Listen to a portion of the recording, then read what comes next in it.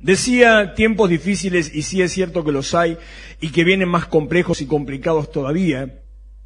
Anoche me detuve un rato en este concepto precisamente, porque son tiempos difíciles, usted los sabrá, usted los podrá comprobar, usted podrá palparlo en la calle, que son tiempos difíciles, en todo sentido. Me recuerda muchas veces estas situaciones como la que vimos hoy, me recuerda el texto de Gálatas, capítulo 4, versículo 4, que dice, bueno, muchas veces me recuerdo de ese texto en realidad, que dice tan sencillo así como habla del momento histórico, del momento profético en que Jesús vino al mundo, y dice, seguro que Matías, que rapidísimo ya lo puso ahí, y dice, bueno, ya lo está leyendo, cuando vino el cumplimiento del tiempo,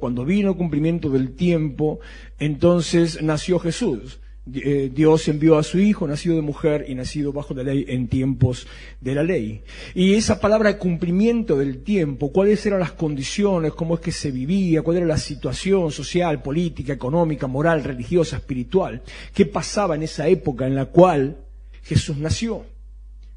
Y tal vez, acompañando lo que decía recién Ana sobre la época de Pilato, qué loco, ¿no? Me parecía que estaba leyendo algo del diario de hoy. De que en nombre de los pobres se quedan con el dinero. Me parecía que estaba viendo alguna noticia del noticiero del día. Porque tal cual así lo que hacen siempre.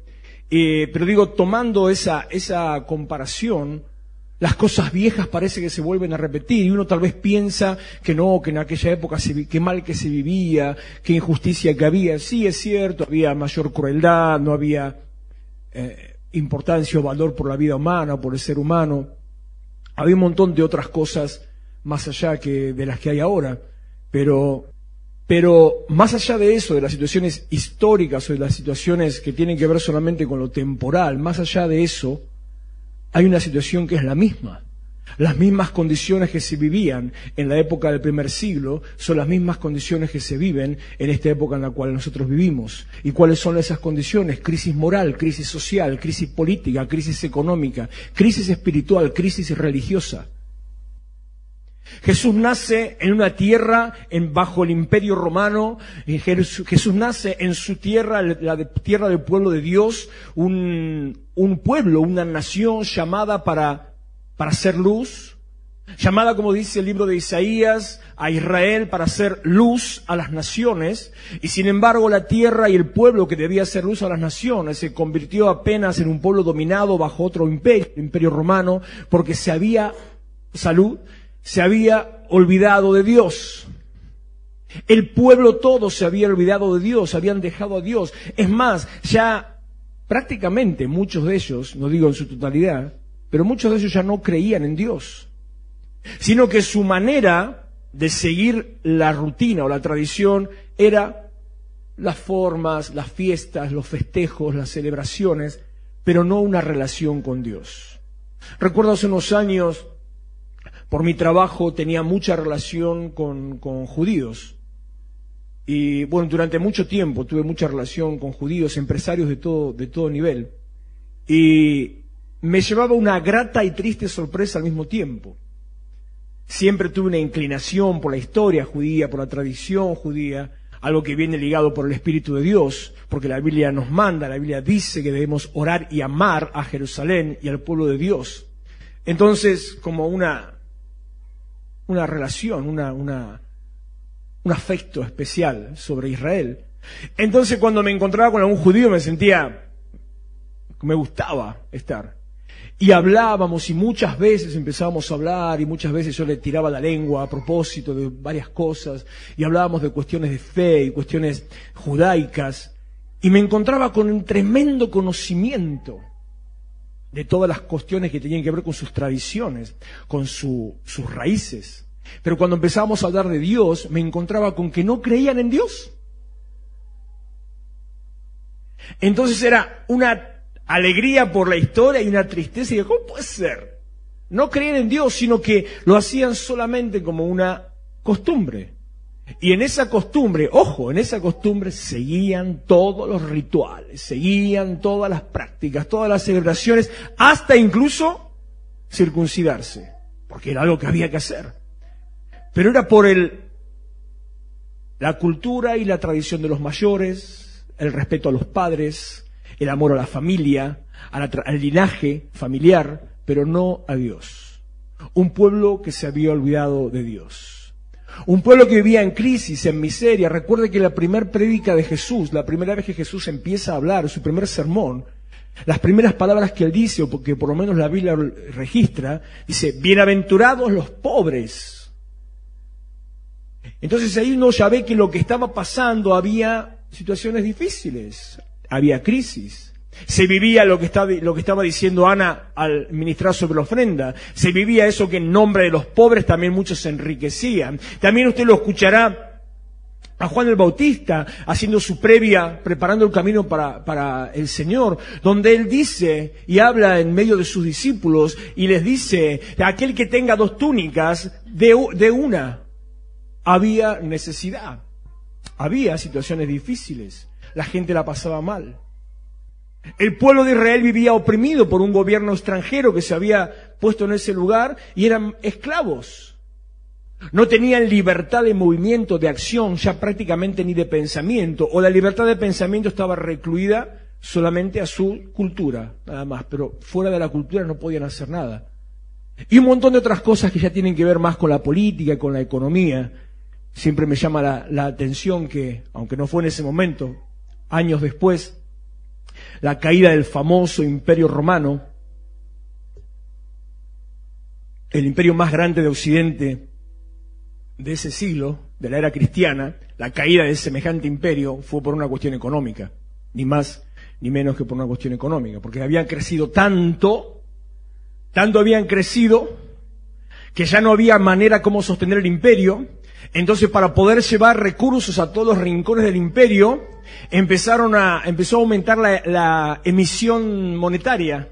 Entonces tuvieron que emitir más dinero, lo que generó inflación. Mire de lo que estamos hablando, año 2019, algunos genios todavía creen que están descubriendo lo que hace 2000 años ya pasaba y ya fue la causa de la destrucción de un pueblo. Bueno, en ese contexto es que nace Jesús. Crisis por todos lados donde usted los mire. Y las situaciones que nosotros vivimos hoy son el caldo de cultivo, son la tierra fértil para que la iglesia tome el lugar que le corresponde y para que Dios cumpla su promesa. La máxima promesa en este tiempo de la venida de Jesucristo. Y las promesas intermedias en este tiempo de que la iglesia sea notoria y que la gente se pueda acercar a él.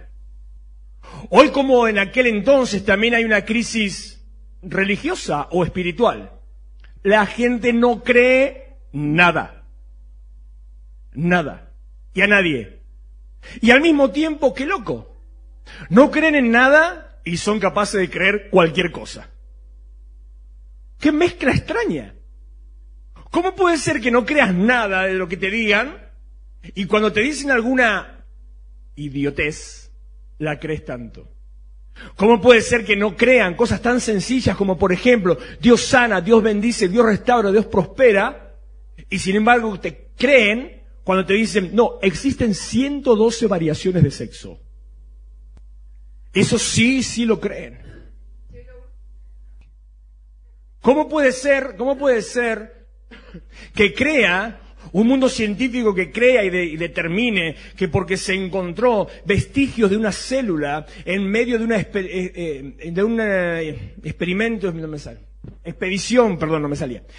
expedición a través de métodos tecnológicos, ya sea en la Luna, en Marte, donde fuere, entonces se encuentra vestigios de alguna célula, dicen, hay vida póngale Marte. Y sin embargo, cuando aparece, en vez de vestigios, aparece signos reales de células activas, dicen, eso no es vida. ¿Cómo puede ser? ¿Cuál es vida? ¿La vida es los vestigios de la vida? ¿O la vida es la vida real? Tiempo donde la gente no cree nada y al mismo tiempo cree cualquier otra cosa. Por eso mismo, recién cuando los volví locos a los chicos, está bien, tienen que estar entrenados, es necesario que sepan salir corriendo para cualquier lado, si no, hay que salir del cajoncito. Hay que salir, en cualquier área que sea, hay que salir del cajoncito, hay que salir de la estructura, hay que salir del pensamiento limitado, hay que salir de la tradición y de lo que está establecido según mi criterio, no mis principios. Entonces, cuando a uno le cambia un poco la melodía, no saben qué hacer. No, viejo, empiecen ahí, vamos, metan mano. Usen la cabeza que Dios le dio, usen los sentidos, como dice Hebreos capítulo 5, usen los sentidos que Dios le dio para a través de ellos poder reconocer lo bueno y lo malo, y reconocer incluso también los tiempos. Métanle, porque los grandes descubrimientos no salen de lo establecido, lo estructurado, sino cuando alguien o se equivocó o de golpe tuvo una idea. Anímese a romper alguna estructura. Y digo esto de la música porque voy a lo que le quiero decir. Son tiempos en los cuales la iglesia también tiene que animarse a romper alguna estructura. ¿Qué tipo de estructura? La bíblica, no señor, la de nuestro criterio, la de nuestro pensamiento. Porque lo importante, hablaba con un pastor amigo hace unos días, tuvimos un debate teológico. Este hombre me dice, yo predico la palabra. Con esa cara me dijo encima. Sí, ¿no? Yo predico la palabra. Si no quiere creer, es problema de él. Es instantáneo. Yo predico la palabra, ya es tema del otro. Si quiere, bien, si no quiere, yo hice lo que tenía que hacer. Es tiempo de salir de esa estructura y de montarnos en otra estructura, la cual dice el apóstol Pablo a los que no quieren, forzarlos a creer. Se lo digo bíblicamente, a los que dudan, convénzalos. Convencerlos. Tiempo de imitar a Cristo, no al fariseísmo religioso, no a la iglesia, sino a Cristo, que se abría para llevar el mensaje. Lo importante no era lo que yo digo, lo importante es que usted lo entienda. ¿De qué le sirve si yo le hablo cosas muy profundas y espirituales y teológicas y usted no entiende nada? Lo importante no es lo que yo diga, lo importante es que usted entienda. Entonces tuvimos épocas en las cuales eso es muy humano, ¿no? Se alimentaba la competencia espiritual, a ver quién sabía más, quién tenía mejor posición, quién tenía más trayectoria, quién tenía más dones. Y no importaba nada lo que pasaba con el resto. No es eso lo que vale. Lo que vale es qué es lo que el otro está escuchando, qué es lo que el otro recibe. ¿Por qué le digo esto? Porque estos tiempos difíciles, hay un campo blanco bajo nuestros pies, como dice Juan capítulo 4, ¿qué versículo es?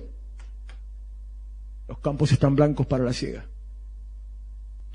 Es el tiempo donde está el campo blanco bajo nuestros pies y donde la iglesia tiene que ponerse a cosechar. Ahí mismo dice a continuación el Señor, porque el que siega, el que cosecha, recibe salario. Es tiempo de cosechar, no solamente de tirar semillas y sin importar qué pasa con la semilla. Por eso le decía a este pastor, menos mal que es amigo, digo, no, tenemos que corrernos del tiempo. No es solamente, no importa lo que ellos digan, no, sí importa, porque hemos sido llamados para, Lucas capítulo 4, versículos 18 y 19, al 20.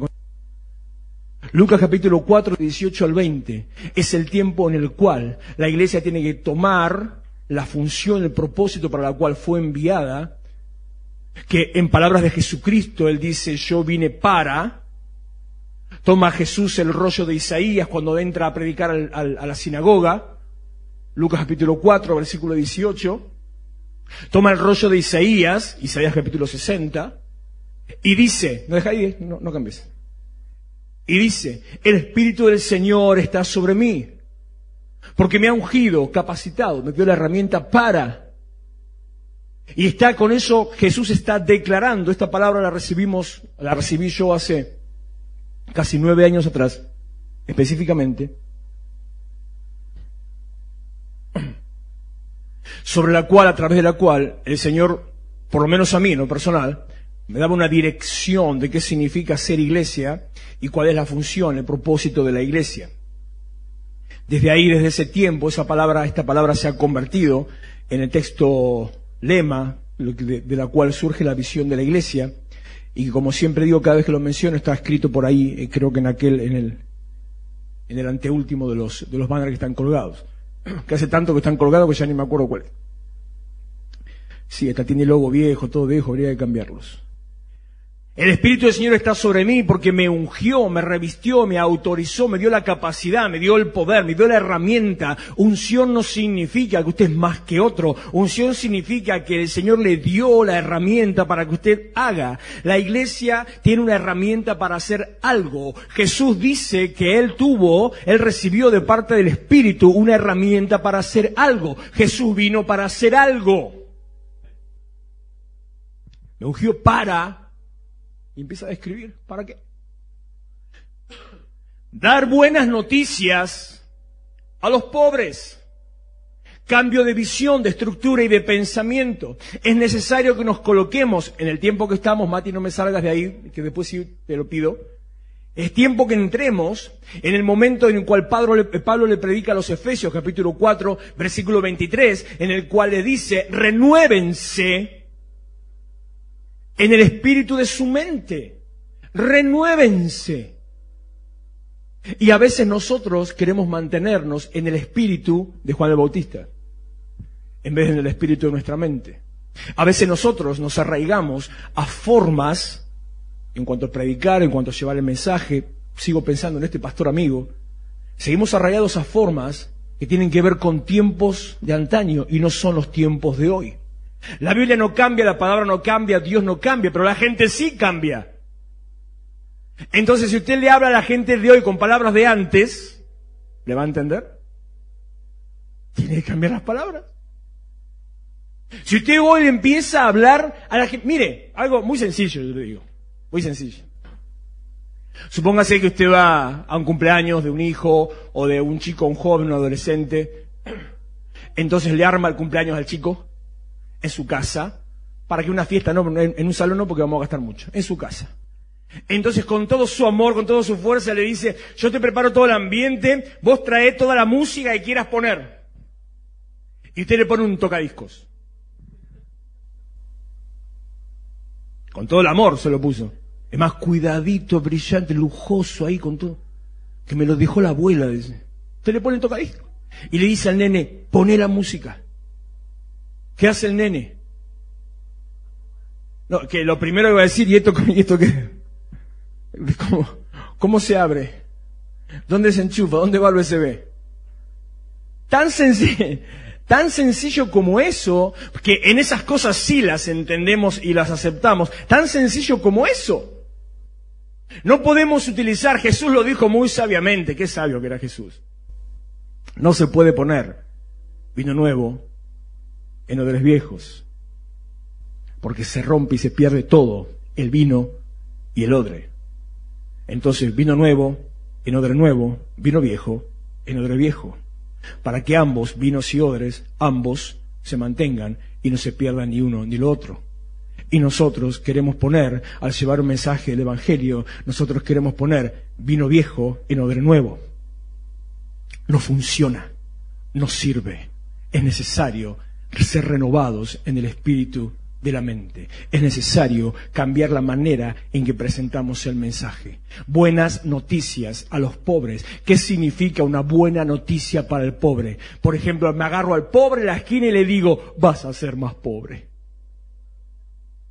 ¿Es una buena noticia? Buenas noticias a los pobres es, por ejemplo, vas a dejar de ser pobre. No te estoy diciendo que te vas a comprar una camioneta. Vas a dejar de ser pobre. No digo vas a vivir en una casa de 3 plantas. Vas a dejar de ser pobre. Buenas noticias. La iglesia está para dar buenas noticias.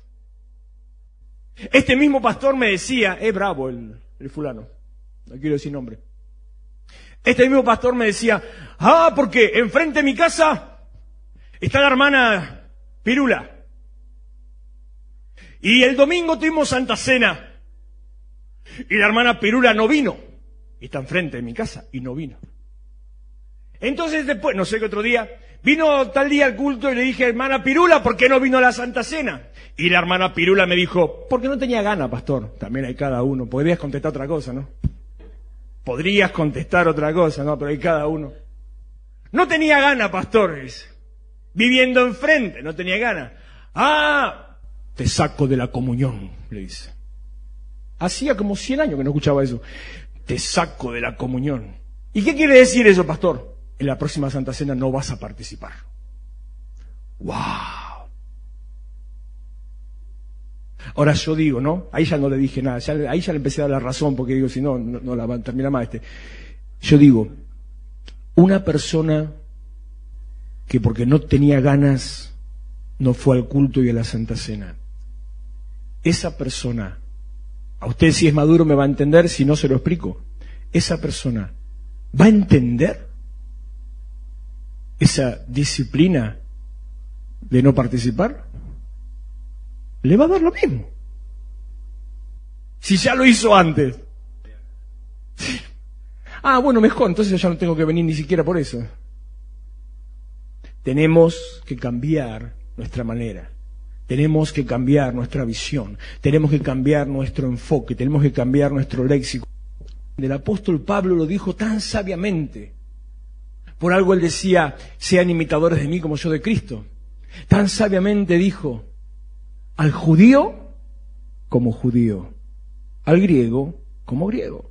Si usted le quiere hablar al judío en griego y al griego en hebreo, no le va a entender. Pero si actúa de tal manera, entonces sí le va a entender. Porque el mensaje se tiene que llevar de una manera que esté apta para todos aquellos con un corazón dispuesto a recibirlo y no solamente en mi manera, en mi forma, para solamente poder llegar a una persona que piense como yo. Y yo no tengo que alcanzar a una persona que piense como yo tengo que alcanzar a una persona necesitada de Cristo.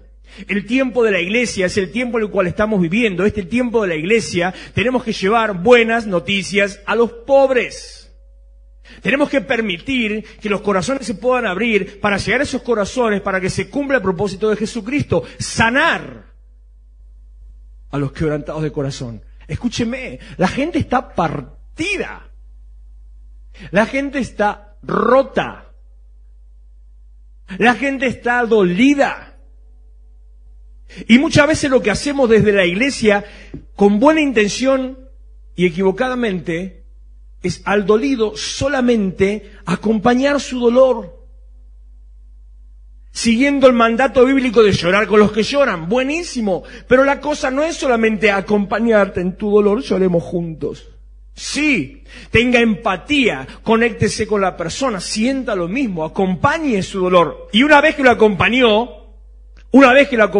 sane ese corazón quebrantado.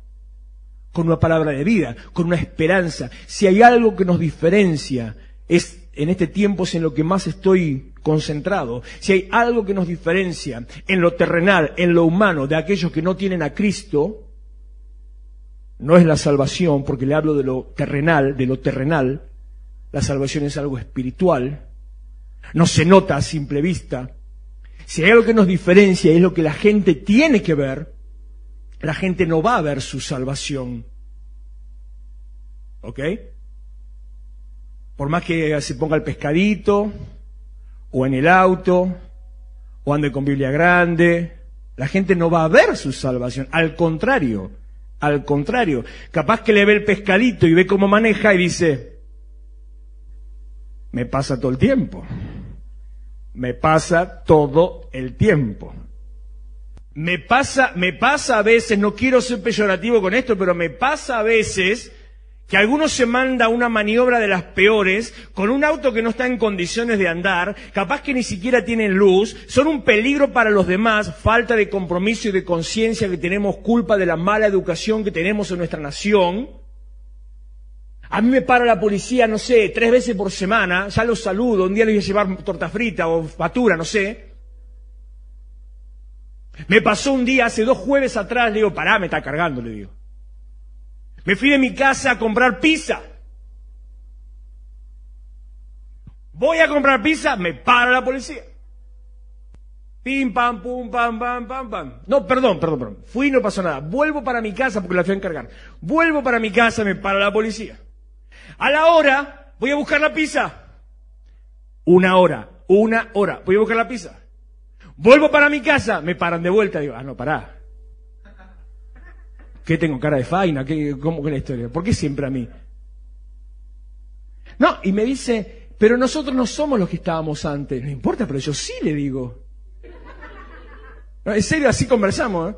Porque bajo el vídeo que me está cargando, ¿no? Dice, ¿qué dice, señor? Que me acaban de parar. Ah, pero nosotros no estábamos. Pero yo sí. Cambiamos el turno. Yo no, le digo. La tienen conmigo, me paran todos los días. Y todo porque... No sé a veces si es por ser buen ciudadano, buen cristiano o simplemente por ser más práctico. Todo por no doblar una cuadra antes. Porque los veo ahí, doblo antes y listo. Ya está. Y... No, por seguir, me paran. Y me paran. Y me paran. Y no estoy menospreciando al auto que tenga, al auto que pueda tener un hermano en determinada condición. No estoy menospreciando eso, estoy hablando de falta de compromiso y falta de conciencia de que es una situación de peligro y que está poniendo a otro en peligro por la condición en que maneja y por el tipo de vehículo que tiene. ¿Y qué pasa? ¿Que me encuentro con eso? El pescadito. Bueno, ese es el pescado que maneja al auto que tiene el pescadito. Entonces, esas cosas ya tienen que cambiar. Esas cosas ya no van así, ya no funciona. Tenemos que presentar un mensaje de otra manera. Tenemos que actuar de otra manera. La salvación no se me ve, se ve mi conducta, mi actitud. La salvación no se me puede ver ni siquiera con rayos X. Lo que se ve de mí, lo que se tiene que ver de usted, lo que lo tiene que diferenciar del que no tiene salvación, el que no tiene a Cristo, es su esperanza. Si usted no tiene esperanza, le voy a decir dos cosas. Primero, ¿para qué es cristiano? Segundo, ¿es cristiano?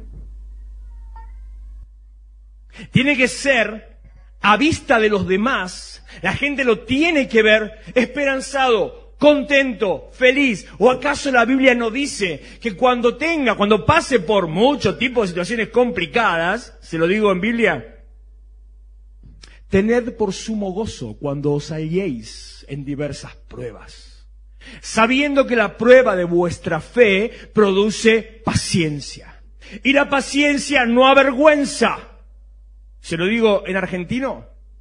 Estando contento, estando esperanzado, sabiendo que si está pasando un conflicto, si está pasando una lucha, es un conflicto y una lucha, que no es la muerte ni la desesperación. Usted no puede estar desesperanzado. Tiene que cambiar su cabeza, tiene que cambiar su forma, tiene que cambiar su léxico. ¿Cómo anda, hermano? En la lucha. Tiene que cambiar su léxico.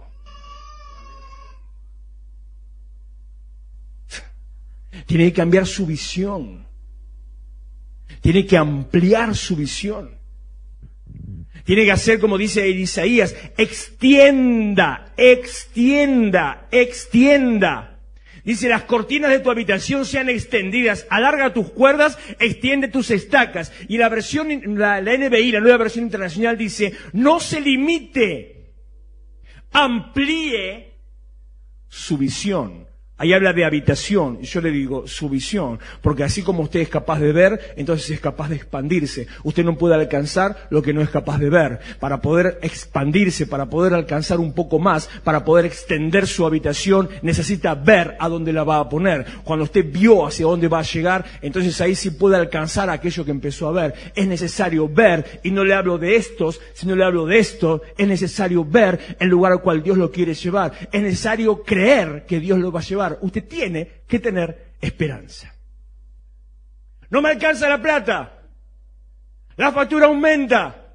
El gas que está re caro. Yo ya no sé cuántos años hace que no prendo la estufa en mi casa. Y no me morí, Me abrigo y listo. Que la luz, que el teléfono. ¡Ay, que este Macri! Hermano, ¿cuánto paga de celular?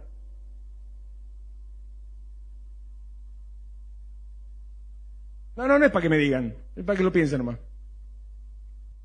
Ay, porque mirá, a vos te parece, me vino 1400 de luz. Y de celu a 1000, pero tengo un plan con tantos gigas, ¿viste?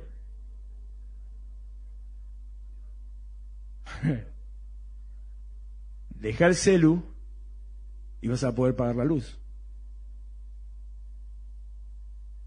¿Vio Pastor la nueva serie? ¿Vio la nueva que está en Netflix? ¿Vio Pastor la serie que está? Esa no está en Netflix, esa está en HBO, pero dice en HBO, ¿cómo se llama? No sé. Gracias. En HBO Plus o Premium, bueno, no importa. La que está en HBO, no, la verdad que no la vi. No tengo, lamentablemente sigo teniendo DirecTV, no sé por qué todavía, pero no tengo absolutamente ningún paquete de nada, de ningún canal, nada más que todo lo básico. Entonces, usted tiene Netflix, tiene canales Premium y se queja de cuánto está el pan. Corte un poquito la tele, saque el cable, el DirecTV, deje el Netflix, que no se va a morir. Cambie su visión, no se queje de todo, de vida, muestre vida, de luz. Permita que la luz de Cristo alumbre a través de su vida.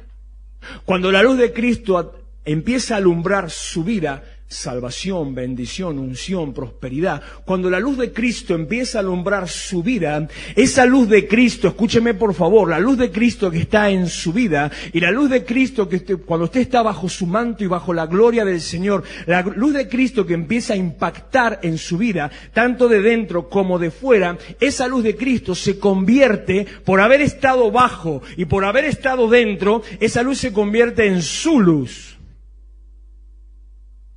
¿Cuál es mi luz? La que refleja a Cristo, porque estoy debajo de Él. Entonces, un simple efecto refractario, yo estoy debajo, entonces pega en mí y refleja. Cuando pega en mí, entra en mí y cambia. Renuévese en el espíritu de su mente. 2 Corintios 3:18, de gloria en gloria somos transformados. En cada encuentro con el Señor soy transformado. Entonces, bajo la luz de Cristo, delante de la luz de Cristo, impacta en mí, me toca a mí, llena mi interior y refracta.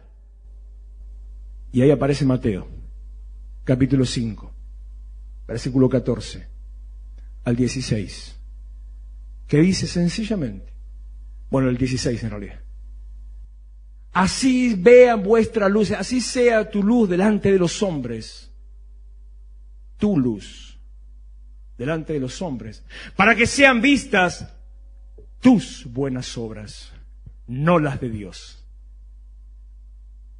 Que así alumbre tu luz, delante de los hombres, para que sean vistas tus obras.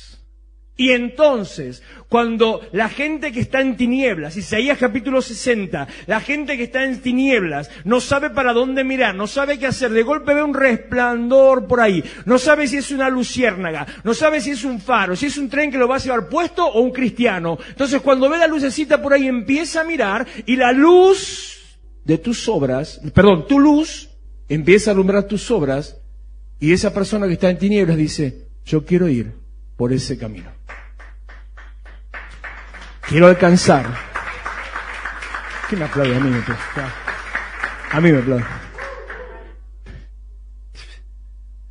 Quiero alcanzar lo mismo que vos estás viviendo. Cambio de visión, cambio de relato, cambio de pensamiento, cambio de vida. Saliendo del encierro, del dolor y de la angustia y entrando en una vida de luz y de esperanza. Cambio de pensamiento, cambio de mente. Así seas renovado en el espíritu de tu mente. Isaías capítulo 43, versículo 1. Isaías capítulo 43, versículo 1. Ahora, así dice Jehová, así dice el Señor. Primero, ¿qué dice? Así dice Jehová, creador tuyo. El que te creó, te conoce. El que te creó, conoce tus miserias. El que te creó, sabe cómo tratarte. El que te creó, sabe qué te hace falta. El que te creó, sabe qué necesitas. El que te creó tiene la manera, tiene el remedio, tiene la salida. El que te creó tiene la medida justa de lo que a vos te hace falta. Recuerden que estamos completos en Él.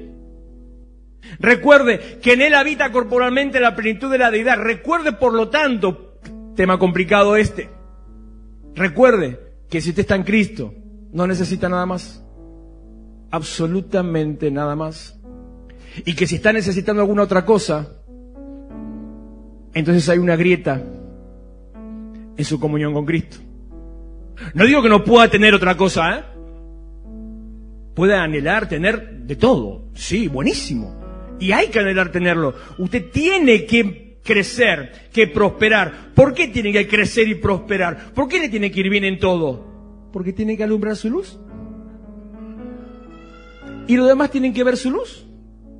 Pero si su luz es miseria, ¿cómo cumplimos? Anunciar buenas o dar buenas noticias a los pobres. Si tu luz es miseria, ¿qué buena noticia le vas a dar?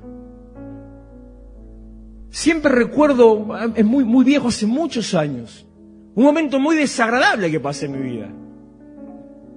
Me sirvió de testimonio hasta el día de hoy. Había tenido un accidente tonto, había chocado en Constitución.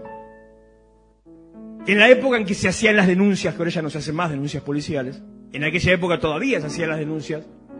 Y tuve que ir, eso fue un fin de semana, tuve que ir el lunes hasta Constitución. Yo trabajaba en Montechingolo. Tuve que ir a Constitución a hacer la denuncia a una comisaría, no me acuerdo cuál, lo único que me acuerdo que estaba abajo de la autopista, pero no me acuerdo ni dónde era.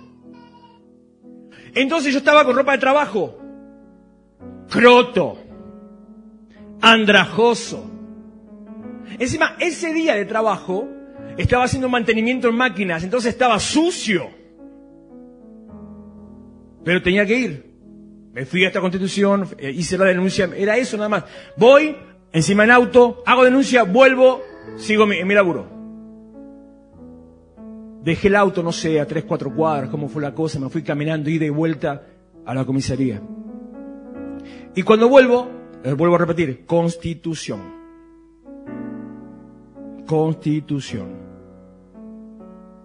Lima y no sé dónde andaba, por dónde andaba caminando yo.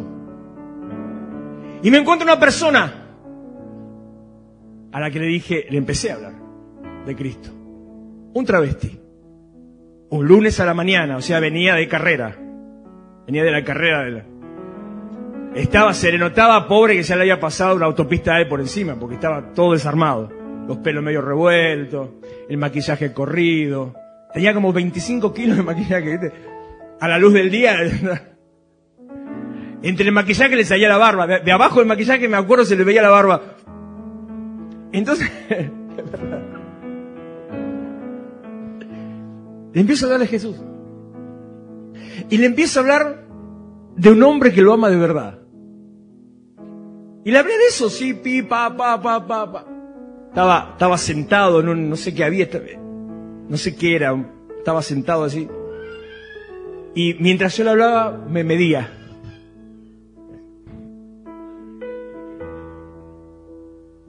¿Y sabe qué me dice? ¿Para qué? ¿Para andar como vos? Me mató. Me ministró un travesti.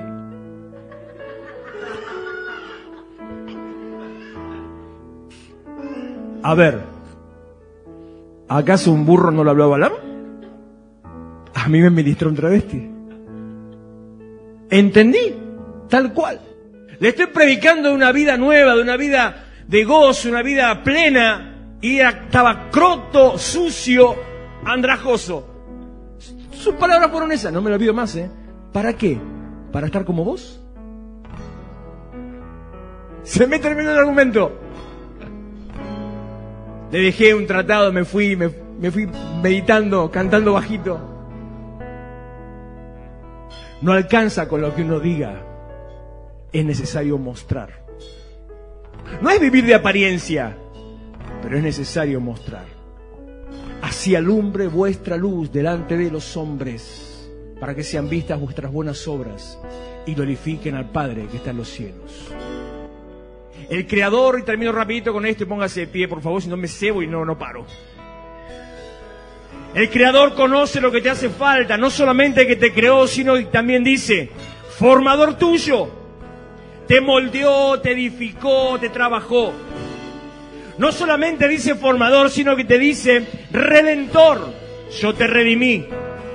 Y cuando te redimí dice, te puse nombre. ¿Y qué nombre te puse? Qué lindo nombre. Che, paren un poco. Qué lindo nombre. Te puse nombre mío. Eres tú. El nombre representa identidad y el nombre representa tu esencia. Jesús se llamaba Jesús porque Él era Salvador y en su esencia era salvar al hombre de sus pecados. Por eso se llama Jesús. El nombre representa tu identidad y representa tu esencia. ¿Cuál es tu esencia? Perteneces a Dios. Perteneces a Cristo. Para alumbrar, para dar vida, para dar luz. Y termina diciendo, aunque me adelanté, no temas, no temas. Hay tiempos difíciles, pero quedarán a tu lado 1000, 10.000 a tu diestra, pero a ti no llegará. Levante sus manos, adoramos su nombre. Te damos gracias, Jesús. Te bendecimos, Señor, en esta mañana. Poderoso Rey de Gloria, Dios de justicia, Dios de paz.